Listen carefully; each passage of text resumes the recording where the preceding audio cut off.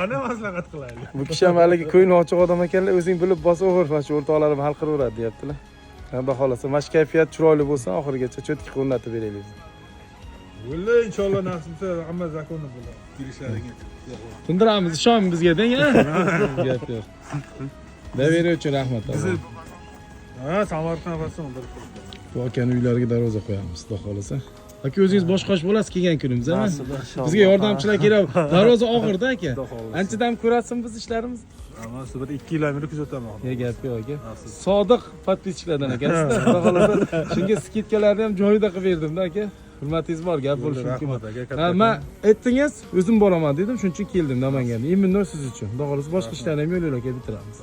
Oxirigacha mana shu kayfiyatni o'rnataylik aka. Xudo xolasa. Yaxshi kunlar. O'zinglar shayda bosh qo'shib Hamisha yaxshi kunlarga ko'rishaylik. Xudo xolasa. Ishlaringizga omad sizga ham. Gap bo'lishi mumkin emas. Xayrli bo'lsin aka. Bosing. Gap yo'q aka. Rahmat.